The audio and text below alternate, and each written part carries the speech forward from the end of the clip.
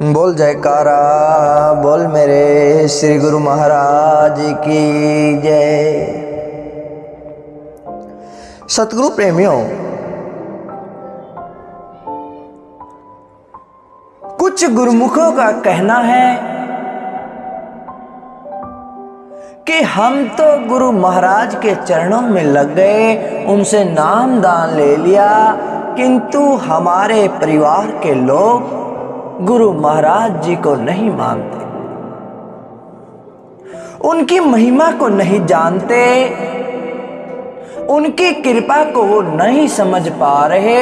ऐसा क्या करें कि वे भी गुरु चरणों में लग जाए, गुरु महाराज के द्वारा नाम दान लेकर भव सागर से पार हो जाए। प्रेमियों, इसके बारे में हम आपको 3 बातें बताएंगे कि आपको क्या करना है, किस प्रकार वे गुरु चरणों में लग सकते हैं और उनका भी उद्धार हो सकता है। सतगुरु प्रेमियों, इससे पहले हम इस सत्संग की शुरुआत करें। अगर आप हमारे चैनल पर नए हैं तो चैनल को सब्सक्राइब जरूर करें और बेल आइकन को जरूर दबाएं ताकि आने वाले हर सत्संग का नोटिफिकेशन आप तक पहुंच जाए। प्रेमियों, अब बात करते हैं गुरु शरण में आने की।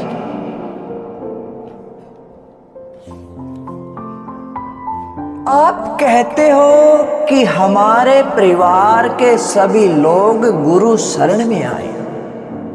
प्रेमियों, सबसे पहली बात तो यह है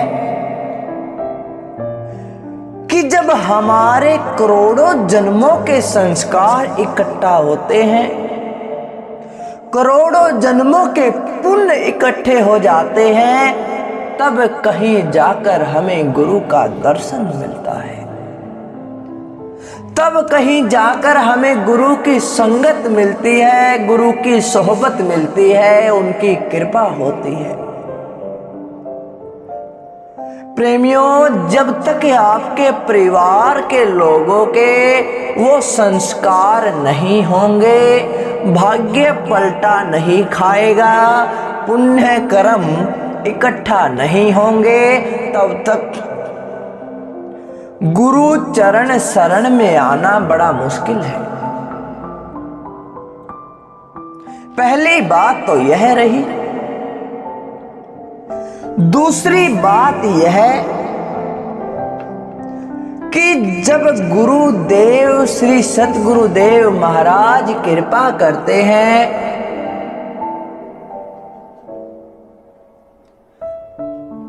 तो अपने आप खींचे चले आते हैं, क्योंकि इस दर पर गुरु के दरबार में केवल वही आते हैं जिनको गुरुदेव खुद बुलाते हैं। जब तक उनकी कृपा नहीं होगी, जब तक उनकी रहमत नहीं होगी, तब तक भी वो नहीं आ सकते। भले ही उनके पुण्य कर्म इकट्ठा हो या ना हो, किंतु गुरुदेव की मौज हुई, सतगुरु का हुक्म हुआ, तो प्रेमियों वे अपने आप खींचे चले आएंगे। दुनिया की कोई ताकत, कोई धन, कोई माया उसे रोक नहीं पाएगी। और तीसरी बात है संगत की। प्रेमियों, संत महापुरुष कहते हैं, संगत से बड़े बड़े जीव जो पापी हैं वो भी बदल जाते हैं, उनके कठोर हृदय भी पिघल जाते हैं।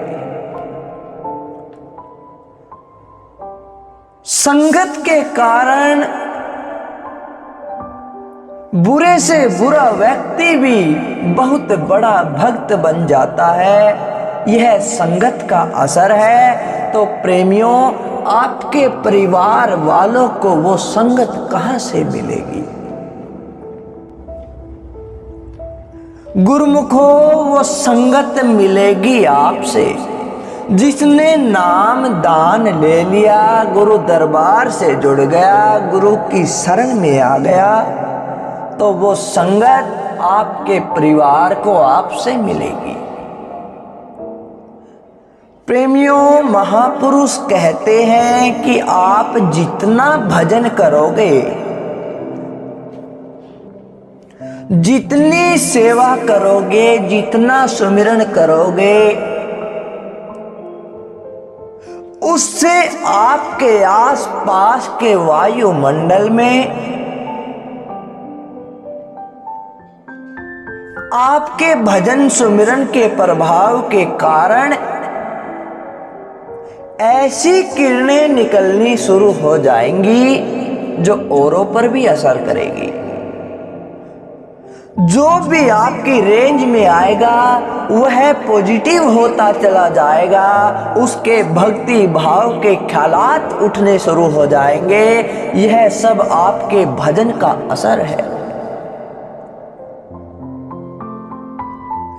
परिवार का एक सदस्य भजन करता है तो उसका असर पूरे परिवार पर पड़ता है। यही नहीं, आसपास के क्षेत्र पर भी उसका प्रभाव पड़ता है।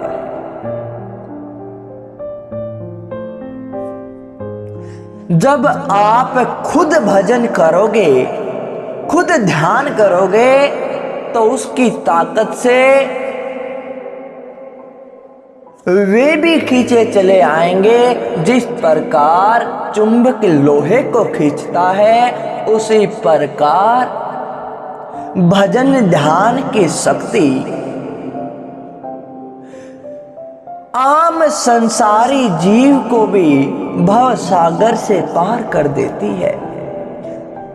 प्रेमियों, हम महापुरुषों के पास खींचे चले जाते हैं। क्यों? क्योंकि उनके पास भजन सुमिरन ध्यान की ताकत, ये चुंबक जैसी शक्ति है जो हमें खींच लेती है। इसी कारण हम उनके पास जाते हैं। उनका असर हमारे ऊपर होता है। तो प्रेमियों, आप भजन करोगे तो आपके परिवार पर असर पड़ेगा, वो भी गुरु चरण शरण में आएंगे, इसमें कोई संदेह नहीं है। तो प्रेमियों, ये था आप लोगों के प्रश्न का जवाब कि आपका परिवार नहीं मानता तो आपको मनाने की जरूरत नहीं है, आपको कुछ करने की जरूरत नहीं है। आप केवल भजन सिमरन करें, आप ध्यान करें, उसके प्रभाव से वो भी खींचे चले आएंगे। आपके सुमिरन में इतनी ताकत होगी कि उसकी रोशनी जिस किसी पर पड़ेगी वही गुरु महाराज जी की शरण में आ जाएगा। तो प्रेमियों, आप हर रोज भजन करें। भजन आप कर रहे हैं, सुमिरन आप कर रहे हैं, लेकिन भव सागर से पार उसके प्रभाव से न जाने कितने ही जीव होंगे।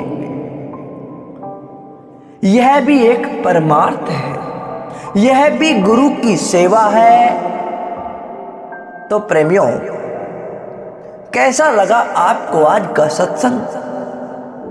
अच्छा लगा तो लाइक करें, शेयर करें और कमेंट करके हमें जरूर बताएं। आपका कोई भी प्रश्न हो, कोई भी संदेह हो, आप कमेंट के माध्यम से हमें पूछ सकते हैं।